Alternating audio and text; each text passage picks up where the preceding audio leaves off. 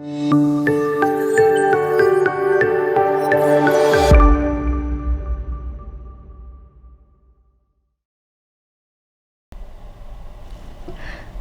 दोस्तों, आप सभी का स्वागत है हमारे कार्यक्रम उमंग तरंग में। दोस्तों, अक्सर देखा गया है कि हमें केवल 2 ही जेंडर से अवगत कराया जाता रहा है। तो सोचने वाली बात यह है कि क्या थर्ड जेंडर से हमेशा जानबूझकर पर्दा किया जाता रहा? जी हाँ, एक और जेंडर है जिसे हम थर्ड जेंडर के नाम पर जानते हैं। ऐसा जेंडर जिसका हमेशा से सामाजिक राजनीतिक तौर पे बहिष्कार किया जाता रहा।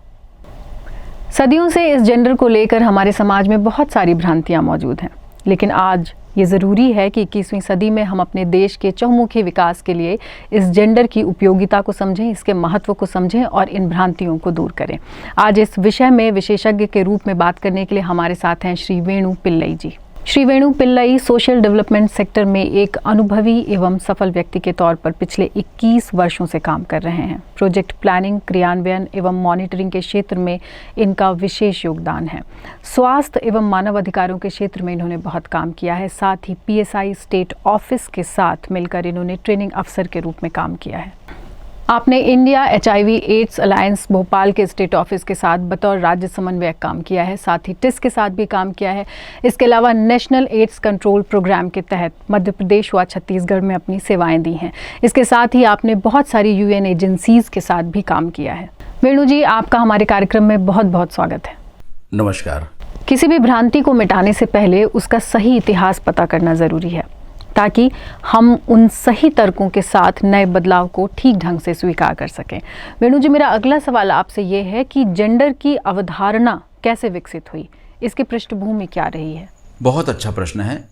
देखिए, अगर हम जेंडर की अवधारणा कैसे हुई, अगर इस बात पे हम अगर गौर फरमाते हैं, इसकी जो पृष्ठभूमि है वो बहुत पुरानी है। प्राचीन काल से पुरुष जो परिवार है उसको उसके लालन पालन में काम करता है और महिलाएं जो हैं परिवार को संचालित करती हैं, बच्चों को पालती हैं, खाना पकाती हैं, घर को व्यवस्थित रखती हैं। तो ये अवधारणा बहुत पुरानी है। हम अगर शास्त्रों में भी देखें तो उसका विवरण मिलता है, और अगर हम कहानियों में देखें, उपन्यास में देखें, या शास्त्रगत कोई पौराणिक अगर हम कथा वगैरह पढ़ते हैं तो उसमें भी हमको ये देखने समझने में आता है। तो इस तरह से हम ये कह सकते हैं कि ये आज की बात नहीं है, ये एक परंपरा है, प्राचीन परंपरा है जो चली आ रही है, और आज भी हम उसको उतना ही मानते हैं और उसी तरह से आज भी समाज संचालित हो रहा है। तो ये बहुत पुरानी अवधारणा है। कई बार हमने किन्नरों के साथ बहुत बुरा बर्ताव होते हुए देखा, लेकिन कोई बोलता नहीं है। ऐसे अमानवीय व्यवहार के क्या कारण हो सकते हैं? ऐसे ही सवालों को पूछने के लिए हमारे साथ कुछ विद्यार्थी जुड़ रहे हैं। आइए जानते हैं उनके सवाल। मेरा प्रश्न यह है कि हम समाज में, विद्यालय में या कामकाज की जगह पर किन्नरों को समान रूप से क्यों नहीं देखते हैं? इसका क्या कारण हो सकता है? बहुत अच्छा प्रश्न है ये, बहुत ही अच्छा आपने पूछा है।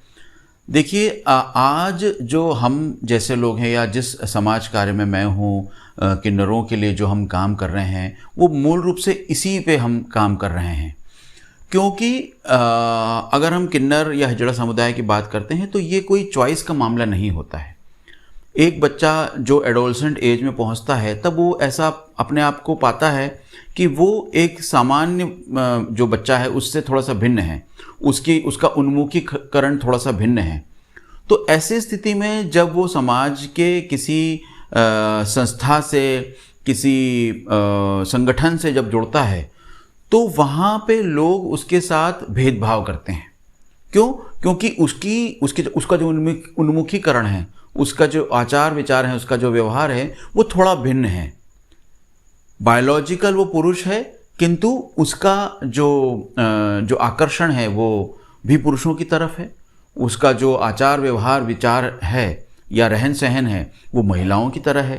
तो वो स्वयं को भी बहुत ज़्यादा भेदभाव में पाता है, एक कलंक उसके साथ जुड़ जाता है। तो ऐसी सूरत में जन सामान्य जो है उनके साथ भेदभाव करते हैं। कार्यालय की बात करें हम, कार्यालय में कोई अगर किन्नर या हिजड़ा समुदाय है का व्यक्ति है तो उसके साथ उसका मजाक बनाना, उसके साथ छेड़छाड़ करना, उसके साथ कटाक्ष करना, तो ये एक प्रक्रिया है जो चली आ रही है और समाज का प्रत्येक जो सदस्य है वो इसको करता है, वो ये भेदभाव को वो मेंटेन करता है। इवन जब हम देखते हैं कि हमारे परिवार में कुछ फंक्शन है या होली दिवाली के समय जब हिजड़ा समुदाय हमारे घरों में मांगने आते हैं, तो उस वक्त भी हम भेदभाव के साथ बिना दरवाज़ा खोले खिड़की से या थोड़ा सा दरवाज़ा खोल के उनको जो भी उनका पैसा होता है वो हम उनको देते हैं और वो चले जाते हैं। तो इस भेदभाव को हमको तोड़ना होगा। हमारे परिवार के जो भी कार्यक्रम होते हैं जिसमें हम जनसामान्य को जब हम आमंत्रित करते हैं उनको भी उसी तरह से आमंत्रित करना होगा, और जब वो हमारे दरवाजे पे आते हैं कुछ मांगते हैं तो सम्मान के साथ हमें उनका ये जो उनको हम उनको जो मदद करते हैं वो हमको प्रेम पूर्वक करना चाहिए, उनको उनकी एक पहचान के साथ उनको करना चाहिए और इस भेदभाव को मिटाने में हमें सहयोग करना चाहिए। तो जब तक हम स्वयं अपने घर से स्वयं से जब तक ये हम शुरू नहीं करेंगे तो इस भेदभाव को मिटाना थोड़ा कठिन हो जाता है। और उसका मूल कारण यही है कि बचपन से एक बच्चा ये सब देखते आ रहा है अपने माँ बाप को भी, और उसके जो माँ बाप हैं वो अपने माँ बाप से देखते आ रहे हैं। तो इस जो परंपरा जो चली आ रही है भेदभाव की, इसको तोड़ना होगा। ये तोड़ते से ही शायद हम समाज में एक किन्नरों और हिजड़ा समुदाय को एक उनकी पहचान दे पाएंगे, उनको मेन स्ट्रीम में मुख्य धारा में शामिल कर पाएंगे। ये हमें करना होगा। तथ्यों और भ्रांतियों में ज़मीन आसमान का फ़र्क होता है। कई बार हम न जानते हुए भेड़ चाल चलने लगते हैं और उन भ्रांतियों में शामिल हो जाते हैं। सही तथ्य जाने इसके लिए ज़रूरी है कि हमें ये पता हो कि असल भ्रांतियाँ क्या हैं। इसी सवाल को लेकर हमारे साथ एक शिक्षक जुड़ रहे हैं। आइए जानते हैं कि क्या सवाल है उनका। मेरा विशेषज्ञ से यह प्रश्न है कि थर्ड जेंडर को लेकर समाज में क्या भ्रांतियां हैं। थर्ड जेंडर को लेकर समाज में बहुत भ्रांतियां हैं, बहुत, और इन भ्रांतियों की वजह से ही ये भेदभाव है। जैसे कि वो बच्चा चुरा के ले जाते हैं, वो बच्चे को भी हिजड़ा बना देते हैं या किन्नर बना देते हैं, या ये कहना चाहिए कि वो थोड़े रूड होते हैं और बदतमीज़ी करते हैं लोगों के साथ, और कड़क आवाज़ करते हैं, लड़ाके होते हैं, लड़ाई करते हैं। तो इस तरह की सारे जो समस्याएं हैं वो व्याप्त हैं लोगों के मन में। तो इस तरह की भ्रांतियां हैं ये एक प्रकार की।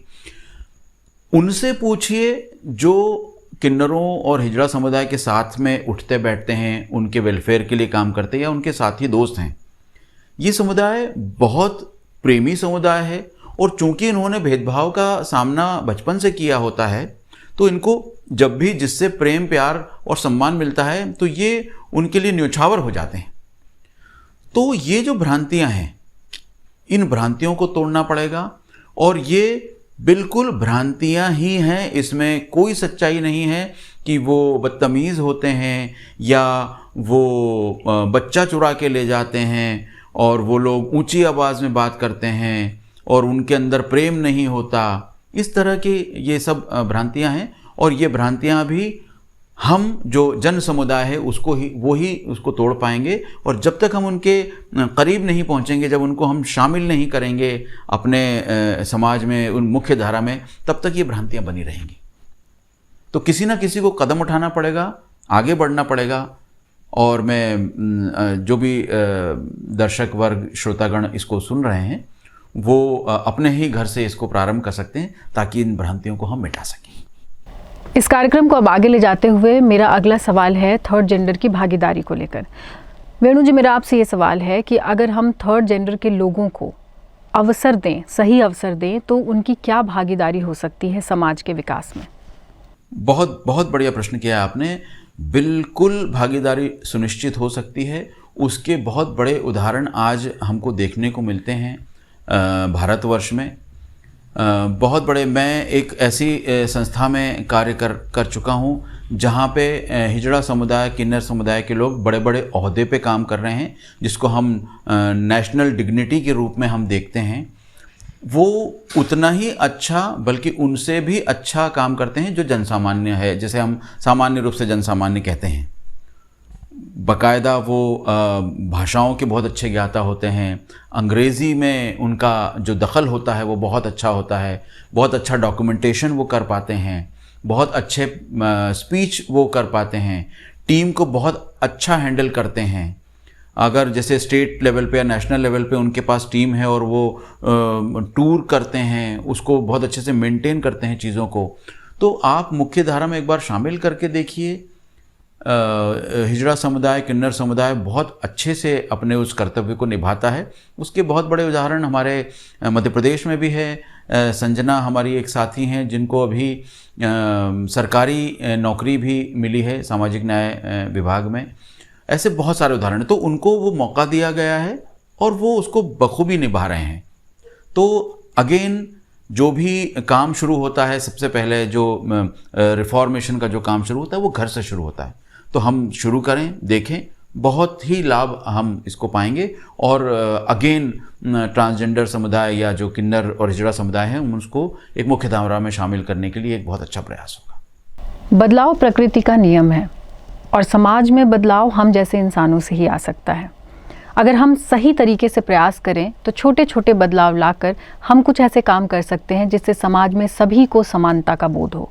वेणु जी, आपसे मेरा अगला सवाल यही है कि चूँकि थर्ड जेंडर को लोगों ने अभी ठीक तरीके से स्वीकारा नहीं है, तो हम ऐसा क्या करें जिससे ये बदलाव आए और उनको सही तौर पे स्वीकार्यता मिल सके?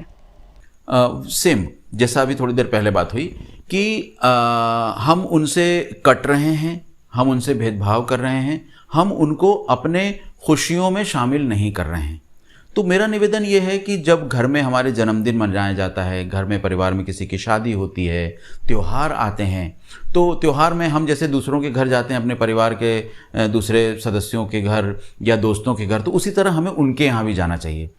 हम दूसरों के घर मिठाई लेके जाते हैं, आप उनके यहाँ भी मिठाई लेके जाइए। दिवाली के मौक़ों पर, ईद के मौक़ों पर, होली पे आप उनके यहाँ जाइए, रंग लगाइए उनको। आपके घर कुछ जन्मदिन का उत्सव होता है या कुछ शादी ब्याह होता है तो आप उनको निमंत्रित कीजिए, उनको बुलाइए।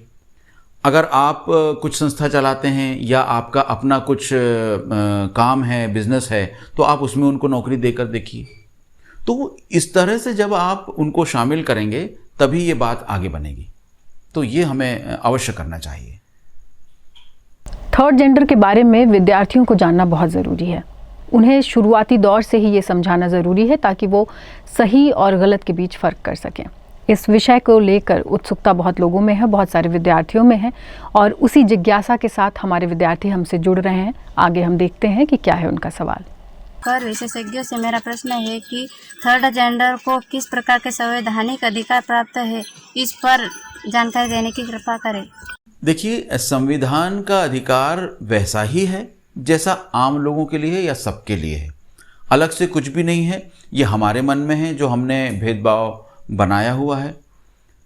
तो संवैधानिक अधिकार सबके बराबर हैं। जो सुविधाएं सरकार ने सबके लिए बनाई हुई हैं, बहुत सारे सरकारी योजनाएं चलती हैं, उसमें वो बराबर के भागीदारी हैं। वो राशन कार्ड बनवा सकते हैं। अब तो सरकार ने एक और उन्हें जो थर्ड जेंडर का जो दर्जा दिया हुआ है उसके तहत वे अपना राशन कार्ड बनवा सकते हैं, अपने वोटर आईडी बनवा सकते हैं और उनका सरकार का एक विशेष पहचान पत्र होता है जिसे वो बनवा सकते हैं। अपने पासपोर्ट बनवा सकते हैं, लाइसेंस ट्रांसजेंडर के तौर पे वो बनवा सकते हैं। तो हर वो सुविधा जो एक जनसामान्य को है, ट्रांसजेंडर को भी है। सरकार की तमाम योजनाएं, बस हमें उन्हें अपने साथ शामिल करना है। बस यही एक मेरा निवेदन है सभी हमारे साथियों से, श्रोताओं से। अगर वैसा करते हैं तो सारी वो सुविधाएं संवैधानिक जो जनसामान्य की है उनकी भी है। कम्युनिटी में थर्ड जेंडर की परिभाषा बदले जाने की बहुत ज़रूरत है, पर क्या यह इतना आसान है? असल में ये हो तो सकता है अगर हमें सही तरीके पता हों।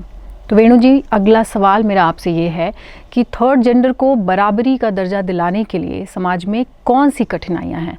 क्या कठिनाइयों का हम सामना कर रहे हैं और इनका हल क्या है? बहुत अच्छा प्रश्न फिर से आपने किया है और जवाब भी वही है कि मान्यता क्यों नहीं है और इसके लिए क्या किया जाए। मान्यता इसलिए नहीं है, सरकार तो रोज़ देखिए योजनाएं बना रही हैं। अभी हमने रिसेंटली पिछले 3 महीने पहले एक पॉलिसी ड्राफ्ट की है और सरकार को सौंपा है अटल बिहारी वाजपेयी संस्थान के साथ मिलके, और उसमें किन्नरों के लिए सारे अधिकार की हमने मांग की है और जिसकी जो पूरा ड्राफ्ट तैयार करके हमने समाज कल्याण विभाग को सौंपा है और हमें पूर्ण उम्मीद है कि अतिशीघ्र वो जो पॉलिसी है बनकर आएगी और वो सारे अधिकार उनको भी बराबर से प्राप्त होंगे जो जनसामान्य के लिए हैं। और सबसे बड़ी बात यह है, मैं पुनः आप सभी से श्रोताओं से मैं निवेदन करना चाहता हूँ कि हमारे खुशियों में हमारे हर उस जो साथ है उसमें आप किन्नर समुदाय, हिजड़ा समुदाय को शामिल करें। ये सबसे बड़ा और पहला प्रयास होगा। हम बदलेंगे तो युग बदलेगा। तो हम बदलें, हम उनको शामिल करें अपने व्यक्तिगत रूप से। धीरे धीरे पड़ोस में जो व्यक्ति होता है वो भी देखेगा कि भाई वो भी सामान्य होगा कि अच्छा इन्होंने अपने घर में कुछ आयोजन रखा है और उसमें हिजड़ा समुदाय के लोग आए हैं, और उनको भी एक प्रेरणा मिलेगी। हो सकता है वो आपसे ही बोलें कि भाई मैं भी चाहता हूँ कि हमारे घर में अब बच्चे का जन्मदिन है तो आप अपने इन साथियों को बुलाइए। और मैं अगर व्यक्तिगत रूप से कहूँ तो हमारे घर में जब हिजड़ा समुदाय के लोग मांगने आते हैं तो वो बाकायदा अंदर आते हैं मेरे घर में, मेरी पत्नी, बच्चे, सब लोग उनका स्वागत करते हैं। वो बाकायदा दूसरे अन्य मेहमानों की तरह हमारे घर के अंदर बैठते हैं, हमारे साथ बातचीत होती है, चाय बिस्किट वगैरह होते हैं, और फिर उनका जो भी उनका जो भी वो लेने आते हैं हम उनको बड़े सम्मान के साथ वो राशि उनको हम प्रदान करते हैं और बड़े प्रसन्नता के साथ वो जाते हैं। और आज ये है कि हमें भी उनका इंतज़ार रहता है इन होली त्योहारों में जब वो आते हैं, और उनको भी बड़ा अच्छा लगता है उस मोहल्ले में आकर जहाँ पे उनको सम्मान मिलता है। और ये देखते हुए पड़ोस के लोगों में भी एक उत्सुकता जागी है और उन्होंने भी हमसे पूछा है कि भाई ये कैसे संभव है। तो हमने बहुत अच्छा एक मोमेंटम बनाया हुआ है और आज हमारे मोहल्ले में उनका बड़ा सम्मान है, सब आते हैं और मेरे कई मित्र भी उनके होने वाले घरों में होने वाले आयोजनों में उनको शामिल करते हैं। तो ये इस तरह के जो कार्यक्रम हैं ये हमें बहुत मदद करेंगे, हमारे जो किन्नर साथी हैं उनको मदद करेंगे और वो समाज की मुख्य धारा में शामिल हो पाएंगे। तो मेरा सभी श्रोताओं से, दर्शकों से मेरा निवेदन है कि अपने घर से प्रारंभ करें। बस वही एक बात है कि हम बदलेंगे तो युग बदलेगा और एक बहुत अच्छा समाज में का हम स्थापना कर पाएंगे और हमारे जो किन्नर साथी हैं उनको हम मुख्य धारा में शामिल कर पाएंगे। असमानता से भरे हमारे समाज में इस वक्त बदलाव की ज़रूरत है। जब ईश्वर ने हमें बनाते हुए हमें कोई भेदभाव नहीं रखा तो हमें कोई अधिकार नहीं है कि हम अपने ही तरह के इंसानों को समानता से वंचित रखें। आज के इस कार्यक्रम में हमने जाना कि थर्ड जेंडर क्या होता है, उनको लेकर समाज में क्या भ्रांतियां हैं और उनको सही तरीके से मुख्यधारा में शामिल करने के लिए कौन कौन से उपाय और हल हो सकते हैं। इस विषय को लेकर बहुत सारी जिज्ञासा के साथ हमारे साथ बहुत सारे शिक्षक और विद्यार्थी भी जुड़े और वेणु जी ने उनके सभी प्रश्नों का जवाब दिया। अंत में वेणु जी का बहुत बहुत धन्यवाद कि वो सभी शिक्षकों और विद्यार्थियों के सवालों का जवाब दे रहे थे और अब मुझे उम्मीद है कि हमारे सभी छात्र इन जवाबों से संतुष्ट होंगे और अपने जीवन में परिवर्तन के वाहक बनेंगे। अंत में वेणु जी आपका फिर से बहुत बहुत धन्यवाद। मैं भी धन्यवाद करना चाहता हूं कि आपने मुझे इस टॉक शो में आमंत्रित किया और इसके माध्यम से मैं एक बात जनसामान्य तक पहुंचा पाया जिससे कि हम अपने किन्नर साथियों समुदाय को हम मुख्य धारा में समाज के शामिल कर पाएंगे। बहुत बहुत धन्यवाद, अनेक धन्यवाद। आप सभी का भी बहुत बहुत धन्यवाद कि आप हमारे कार्यक्रम में जुड़े। आगे के विषयों में और जानकारी के लिए हमसे जुड़े रहिए।